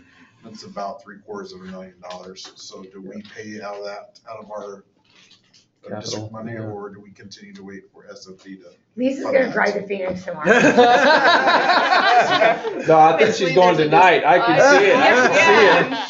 She's fired up. Why are different districts different? Yeah. I'm wondering right now, why is one not an, Mhm. projects funded regularly, That's how essential it as is. I That- oversaw finance my last, or facilities my last year, and did a lot of work with SFB, and the projects that were approved. Yeah. Mhm. Why is there just? I wonder who your rep, I Right. wonder who your rep was, because I think that's starting, what I'm starting to learn, I think the more aggressive the rep is, I think there might be some. And it has slowed significantly in the last couple of years over the way it worked probably 3 or 4 years ago. It seemed to move faster, but it's just How long you been retired? slowing. But yeah, we don't want to get too far off the topic. I just wanted to mention, I've been listening to all of you, and I just wanted to echo what Corey and Lisa were saying about communication. It's great with the texts and the emails. And I would like to thank Mr. Ponder, Mr. Munoz, Ms. Lagunas, Mr. Shepherd, Mr. Acosta, and of course, Mr. Acosta, and of course, Monica, for keeping us updated. And one thing that I've learned now being a school board member, the public, especially me being the retired senior citizen on the board, we have, where I live, they read the paper every morning. So when they read these articles that come out, of course, they know that I'm a school board member and of course the VFW. One of the things that I've learned how to respond when they're asking me questions, I'm aware of the situation Mhm. and protocols and procedures are in place to deal with the situation. It's a catch-all phrase, Yeah. and it doesn't put us in a situation that we're going to answer a question or say something, because you know how the room goes. And with that, that's been a perfect statement Mhm. that I've learned from you all. Nice. And Can you say that again? He's gonna write it for you, yeah. I'm aware of the situation, protocols and procedures are in place to deal with the situation. If you need, we can translate that for you. Oh. Tenemos en esta situación. So basically, thank you all, and it's an honor to be part of this board. All of you. Thank you. Absolutely. We always appreciate your advocacy on our behalf and the faith that you have in us and what we're trying to do to kind of grow and build the district too. So we certainly appreciate the way you guys interact and speak and build us up out in the community as well. So thank you so much for that. And let's not forget, when we were in that Summerton meeting, how everyone looked at us when we went to that meeting. And just were hearing Spanish saying, I'd like to be at that table. You guys are the crazy bunch. Well, We were the fun There was a table. cohesion- there was a lot of cohesion. That's the good stuff. Yeah. We had fun. Yes, we did. I can't confirm or deny it. Yeah. With Mr. Arugula? Arugula. Yeah. Arugula. Thank you, Ms. Bacon. But I did get a lot of snacks there. Yes, that's true. They piled it. All right, sorry. All right, no, that's fine. The other half of this, and it falls in communication, right? Most of it is customer service practices. I know you and I have talked quite a bit about it, and I've heard it mentioned by other board members. Focusing on customer service, I really don't know. I know we have training for CPR, we have training for all kinds of stuff. I don't know where the district stands with customer service training. The district is a business providing a service to the community, and doing that, you know, I think we're not, I don't know if we're providing all the tools to the people that directly interface with the public, which is our customer, the parent. Mhm. You know, I know, well, we got 2 retirees, but the other 3 of us, we have to deal with that every day. And I know you guys do, but I just don't know if you're getting the tools, or if it's ever been a thought that customer service is very helpful in interacting with people. It really helps with diffusing upset, because if there's a problem, most of the parents are coming in full of emotion. I was guilty of it. I'm coming in there to protect my baby. And then the first person that you run into, you're getting both barrels, right? I mean, not everybody can analyze the situation and go, well, my kid's a brat at home sometimes. So I'm going to give the school the benefit of the doubt, and we'll just go in there and calmly talk to them. But I think it'll help with the office staff, administration, with that. So I don't know where, I mean, is there any kind of customer service? I think there's a little bit during the secretary's meeting at the beginning of the year, but one of the things we've talked about in EA, when we do our admin advance, when we come back, when all the principals come back after a summer break, we're looking to set that up in kind of a conference style, so they don't just sit and listen to us lecture them for hours on end. It's here's a 45-minute session on this, here's a 30-minute session not how on this, adults and so learn, we're going to build customer service into their training as well. And what does that mean at our district? What are expectations? Luciano's team also put out a not the high five. What was that? We used to have, well, I say used to because it was pushed really, I would say, it was hard to push right before in the past, but it's called the Smile campaign. So every site had their own poster. This was before Canvas, so don't judge it when you see it. But it said, and I can pull it up actually so you can see, and it had a QR code. So as people would interact with secretaries or principals, and they could scan the QR code on their phone and then complete a short survey that was in English and Spanish. So I'll turn it around so you guys can see. Again, before Canva, all right? So before Canva, do you remember this? Remember I do. Yeah, I had those posters up in my Remember this, school. Monica? Yes. Was it 2015, 2016, around there? Yeah. It was CFO So- 1.0. I know that. 2015, that was my first year as a principal. So we would ask all of our stakeholders, did we smile today? What does SMILE stand for? Were we supportive? Were we motivated to help you? Were we impressive in our customer service? Did we listen? Were we empathetic? So that was SMILE, right? And so they would take a survey, and it was available in English and Spanish, and then we would tally all those results. And every month we would say, okay, who got the greatest participation? And I remember it was like Hella Vista two months in a row. So I mean, yeah. So that was a big push we did. I wouldn't say 2015, 2016, but it was hard to sustain it after a couple of years because parents were like, oh, we don't want to complete that anymore, right? So it was hard to get those results Once back you in. fill it out once or twice, you're not going to do it again. Correct, right. So But it's been a few years, it's so been a few years, yes. I guess you wanna, I always want to look at data. What patterns do you see and what data do you see, and not just personal anecdote? Okay, this family came and told me that their experience was crummy, Yes. right? Mhm. Because you also want to target as a specific school, Right. specific person. So I don't wonder if something like that, if your team would consider something like that, not for this, maybe for the next year. Right. Because we just talked about planning for the next year. If your team would consider something like that, and it really boils down to me, like, for me, it's the experience that I get when I go to a school. How do I feel? And how do families experience the district, right? So that would give us the data to see where, and especially the schools, right? Specific positions. And then I challenge you, is there a way to use what Yuma Elementary District 1 is about? It's about the students, right? So when somebody's in front of me, if I'm an employee, it's about their student instead of the black and white. We're going to give you a training on customer service. When you answer the phone, how can you embed it? And this is why I go to work every day. And I would say to somebody too, I'd say, well, okay, if it was Jeff that I had a concern with, I'm like, Jeff, what if you were the parent coming in? How do you want to be treated? If you can, maybe you talk about that as a team and approach it, if that would be a project for the next year. Or even like in that conference style, like the role playing, as awkward as it is for people, is the play, just like with children, is like what gets ingrained. But to be able to role play and say, okay, your little Timmy, your child, whatever is here, like how would this make you feel? But I love that idea, and especially about the pattern piece and the data. It's like there's 8,000 kids. Yeah. 8,000 Roughly, students in District 1.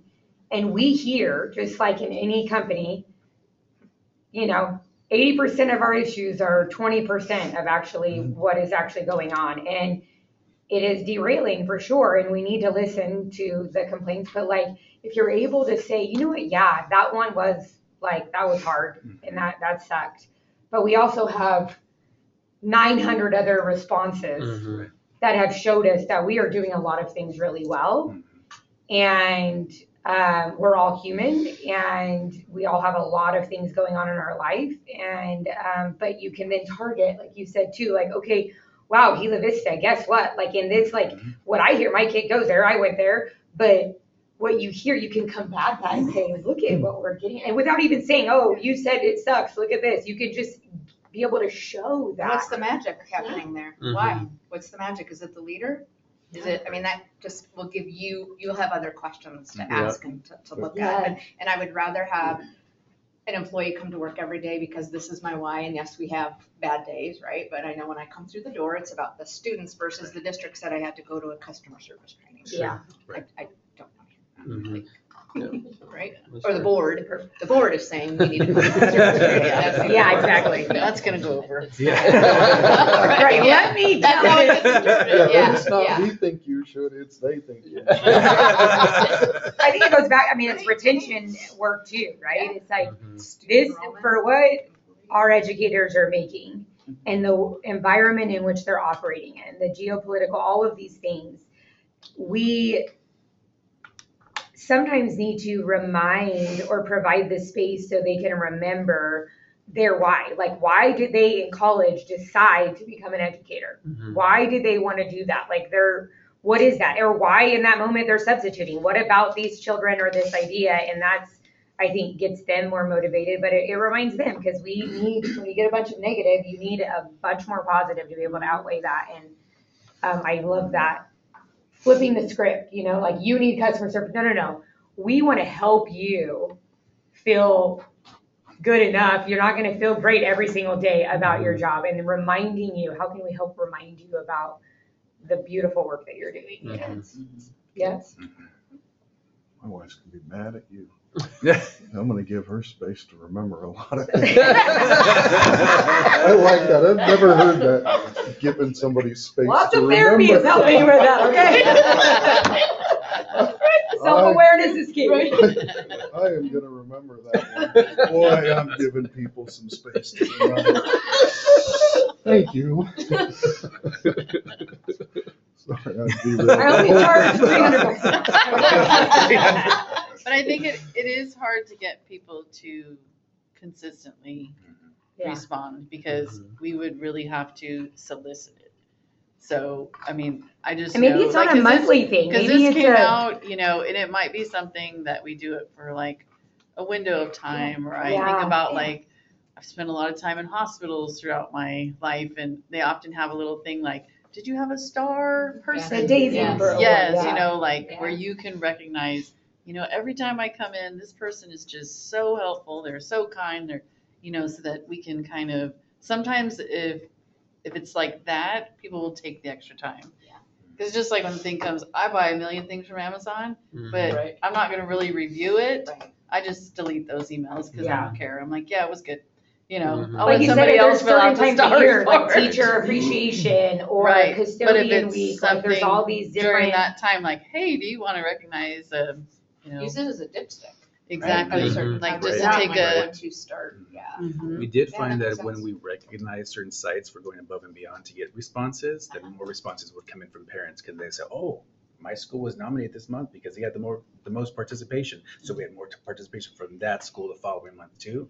So maybe building some recognition to those Mhm. sites that do push it more heavily. Yeah, because Makes we sense. had to solicit, because people weren't just doing it. Yeah, because you're at Raleigh. Right. I was and at you could Raleigh, yeah. Solicit it, perhaps, go the 30 days after the first day of school, Yeah. Mhm. Yeah. a week before spring break, Yep. and then, maybe 30 days before. So in each year that you're doing this, if you want to look at the data over years, if those are the valuable Mhm. points of data, you're pulling it every year, because the same events are going on. Mhm. Presumably the same stressors are happening in people's Right, lives. yeah. You may find that, you get poor reports just before Christmas, but then by the end of the year, you get better, because people are stressed out at Christmas time and maybe Oh, they yeah. just overreacted. Oh, I can tell you all the times when. Yeah. Yeah. Yeah, we've lived that. I've lived that Sine for many curve is years. Well, it's like when Right. kids came into foster care when I was in that world, it was just like, oh, wow. Like the times of the year that you thought were just, for me, were joyous are actually just so horrific versus Mhm. crazy. Mhm. Yeah. No, I like And that there are- idea, not there are all the lots- time. And there are lots of ways of gathering that data. You All right. send those out to parents. They could be on. Yeah. This was before Online. Parent Square, so I mean, you have. I was gonna Yeah, say, we and can with just send out QR the codes link now, and it's so, people- it's a lot more common to be Right. able to like do it electronically. Right. Yeah, we just have to be, I think, Just mindful of the time. mindful of the Yeah. timing of it, not Mhm. when a lot of other messaging has gone out, just kind of leave it where it's kind of That's why if you pick freestanding. 3 times out of the year, Yeah. you always Yeah. pull it or push it those, but it's always available. Sure. Right. It's always available, but it's only pushed 3 times a year. Yeah. I like the September temperature Yeah. check, that's Yeah, good, that because is we good. really do. I think that's when people have a lot of interaction with our front office, and Mhm. it's all of that onboarding, that welcoming. It would be nice to have that temperature check in Even if September. it's hot in September, but by the end of the school year, it goes up substantially. That's data in itself that, Mhm. yeah, there was a lot going on, but we trusted you to do what you said you were gonna do, and by the end of the school year, everything turned out pretty good. Mhm. Because sometimes we need that reminder that, yeah, I was really mad in September because my kid wasn't in that teacher's classroom, but by the end of the school year, I couldn't pull them out of the other teacher's classroom if I wanted to. Right. We don't remember those things. Yep. Yeah, there's lots of ways to gather that data. I mean, I think I saw one company, we see it at restaurants, right? Ring the bell if you had happy service. But I saw one that had a thumbs up and a thumbs down, it was connected Oh, to. Gila Bay bathrooms. You can like just, Oh, as yeah. you leave, was this a good, yeah, it's like a thumbs up or thumbs down in the left. Yeah. Every time I go, it's clean, so yeah, keep it up, this time of day. Yeah, it's its own little box that probably has Wi-Fi or Bluetooth. Yeah. It gathers the data and puts it in there. And that's the most anonymous way for people to go and say, Be super easy, just a quick hit on the I way can't out. imagine it's Right. the children, and I, Keep yeah, it I above saw them at lunch here. today. Yes, I say. At the middle school? Especially in the office, like, it's got cold in the office, thumbs down, buddy. yeah. So there are just tons of different ways of doing Yeah. things now. And Yeah, we do that. the simpler it is, the more response. I agree. you get. Yeah. Yeah, if we send a simple survey, we get answers. Even I'll do. Yeah. Too long of an email. I'm good. Yep. Back later. I get the emails, Too was long. it Survey Monkey or something, and it tells you like 7-minute survey delete. Yeah. If it's not less I than 2 agree. minutes, Yeah. I agree. it gets deleted. I mean, I'm not investing that much Yeah. time into it. It's unfortunate. Especially if they start getting open-ended responses. Oh, yeah. No, I'm out. This ain't multiple choice. You're not getting me. No, Yes, sir. no, yes, no, yes, no. I'm not putting that right. Yeah, I'm not writing that.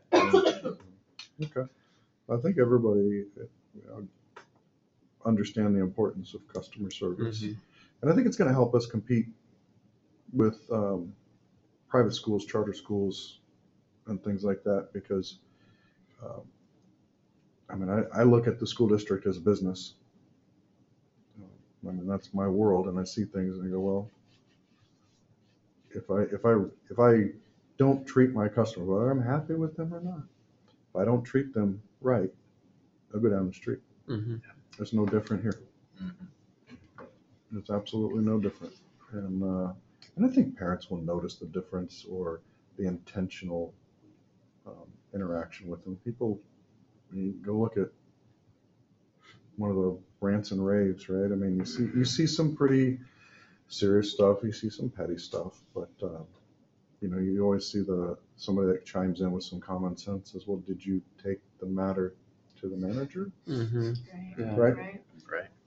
So Did you actually try and solve the Yes. problem? Did you try to Or you just solve? want to talk about it? right, Yeah. yeah. So Well, and that's, you know, it helps with people. self-awareness is hard to come by. Yeah, but it helps when you have somebody else that understands, and rather than going on the defense, that they know Yeah. that person, they're not mad at me. Because that really can make them miserable. I would hate to be the complaint department in any business because all you get are people that are upset with you. Mhm. And sometimes people at the front, especially the beginning of the school year, most of the people coming in are not happy, right? Mhm. And that wears on your mental well-being and you know, you don't have that space to remember why you're doing this. Right. Create the space, Keith. I'm trying. Thank you, I'm trying. insurance. Claustrophobic. You gotta create more space then. Right. So I think it's going to help them to understand, you know, you're mad, and I really understand that you're not mad at me. Mhm. They don't need to take this stuff. And just very simple, you know, things of like, yeah, I can see this is your child, this is important. And it's important to me that you get the right person to talk to. I'm Mhm. not the right person. Those are great questions, but Yeah. wrong person. Yeah. Those are the tools that need to be in their toolbox. And I Yeah. think as a successful district, that we need to be able to provide those tools to Everyone, I mean, even the teachers, you know, it's Everyone like should they have do it. so much and they're trained in that. And then it's like they just had to work with and be with all these kids all day. And then you add on top, Yeah, where was the Like class on coaches, being it's yelled like at all by, of that, by yeah. other adults? yeah. In I some think cases. that's really where a lot of that is at too, is, you know, in business, your employees, if they come to work and they're miserable, that's going to present themselves to your customer. Yep. And that misery is just going to be, you know, like cancer. Yep. You know, I mean, there's a statistic that we just saw, burnout in Arizona on the teachers. 71% feels burned out. 69%, this is in the state of Arizona, does not feel respected. Mhm. They're leaving because 63% of the reason is student behavior not being dealt with. So if there's a way for the higher ups to make their teachers feel good about their job, Mhm. support them when they have to make a decision, Yeah.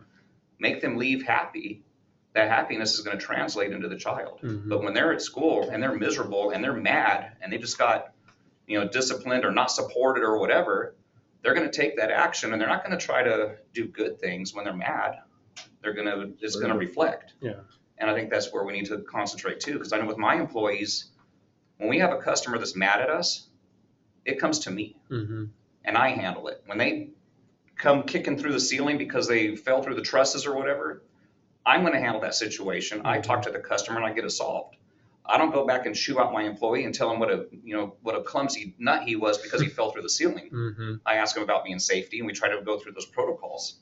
But I think that that's where some of this customer service could be built from within. It's not just about the parents, not just about the child.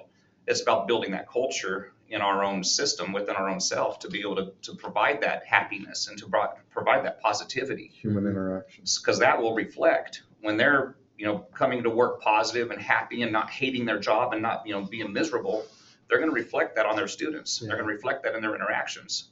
And then the students are gonna go home happy and not tell their mom that they got yelled at, Mm-hmm. you know, and something happened. Next thing you know, mom's coming back, what'd you yell at my child for? Yeah. And now we got this problem. Circle continues on. And that is part of the information that we're piloting through the student behavior. Yeah. That is part of like, we built in some data points that we're going to try and collect over the next couple of months to see how we can adjust, adapt from what we're learning from the pilot. And part of that is teacher satisfaction with the support that we're providing. So that is something I'll be able to share as we collect that data to see how that support is, you know, impacting the teachers and how they're feeling about that. Yeah, Because absolutely. we want to make sure we're providing the right The kind right of support. support, yeah. So like Yeah. we did all this research, we talked to all these different groups, and now we have to put it in action and see if what everybody theorized that they really thought that they wanted, if that's going to be the case. And that's why only piloting at 5 schools. When we have to If it recognize works like too, a is dream, then the we'll grow outcomes it. might not be by the end of this year, you know? I Right. mean, you think about the work that's being done now is we're gonna see it come to fruition years from now, you Yes. know? But it's great to be able to have these checkpoints and pulse checks of like, Are especially we with the going in the teachers. right direction? Yeah. But the reality is that it's not unique to education that these people are leaving. This is everywhere. You should see it as a businessman. I see like 52% of people at any given time are looking for a new job. Mm-hmm. So I look at my 1,900 people at my company and I'm like, oh my gosh, half of them are looking for a job. Which right now. one of you is looking? But it's like, it can be daunting when you think of it that way. So I think about instead, what do we have control over? And we have control over building relationships with them. So when they do get to that point of like, this is hard, that they're willing to talk about it, Mhm. or I need this support, or I'm getting burnt out. And that's the piece, and that's the trust piece. And that's, I think, obviously the work is being done, but there's also a bunch of employees. And so it's not going to be a perfect ribbon and tie, like, Mhm. you know, so, but yeah, I mean, I think these are all great things. We just got to keep doing better as we know better. We just want to keep our teachers, you know, it's a whole lot better to have a career teacher that's a professional that's got, 5 years plus minimum going in, instead of having them leave and have to keep retraining over and over and over again. And that person that's retraining is fresh and they're coming into this and going, what did I get myself into? And then they leave. Preaching to the choir. If we could build that culture that we want you, we need you, what are we going to do to make you happy? Then, because I think that'll make them stay. That'll make them not want to leave. And that starts at the district level. Exactly. That to me, everything you were just saying earlier is leadership. It is, right? 100%. So it starts at the district level and then it goes down. So as you're looking at the data from the student response, it's also leadership at each school. What makes me want to go work for Leanne? Mhm. What makes me want to go to her You elementary have your school? favorite principals Right? out there. Yeah, so I beg you to take a I look can say at that on there. leadership and maybe some other retention data. There's Yeah, exactly. Yeah, I think it does. just as you in the room here. 100%. It trickles from the top down. And if you can support your teachers, and your bus drivers and your janitorial staff, and you make them happy, it's from the higher ups all the way down to the last person. My business is only as good as my worst employee. And if we have that mentality and we, bring everybody up, then that boat's going to rise. Mhm. One recommendation I would just make as we consider how we develop this is, I think a lot of our employees are just looking for skills and development skills. So it makes me think of a recent breakout session that Luciano had with our principals about how to have a hard conversation, right? So the more that you're trained in how to have hard conversations, maybe you're not as fearful to do that. And what you and Jeff were reminding me of is I think if we can teach our people with de-escalation techniques when those angry parents come in, so that was, when you walk away and you can at least be civil with each other, that feels like a win, Mhm. even when somebody comes in angry. So how do we de-escalate? Right. I don't think we've ever had to do that with our staff. I don't think we've ever done that. What are those steps that you can take in order to de-escalate a situation so that way that family can now wait for the boss, for the leader, for the administrator to come in to have their say? Then they feel like they've been heard. Yeah. That's really all, They feel they want important. to feel like they were heard. Yeah. And that Being you heard, addressed their you problem. feel important and that you matter, because they do, our parents matter. Yep. Okay. And Jeff, you're absolutely right with the staff, all the way down to the custodians and the support staff. One of the things I look at when I work for the district is each school, I look at it like a ship. the captain of the ship, the principal. And I've noticed that the staff is very proud of their school. Oh, And they, yeah. and that's one thing that you don't see. You don't see a lot of jumping around. Right. They are very proud of their school, and they stay there, and the staff stays there, and they take pride, everywhere from the shirts that they wear, you know, with each school that I've visited, and, you know, I just noticed that everyone has a lot of pride in their school, and that's something that you just don't see too much turnover with Yeah. Right. principals. Right. You were a principal in 2015, you're proud of your school, and that's all I see when I go visit. That's what I see when I worked at at Castle Dome, and it's just something that, you know, I've noticed. It's just nice to see that. Yeah. All right, everybody's good? Yeah. All right, and I adjourn this meeting.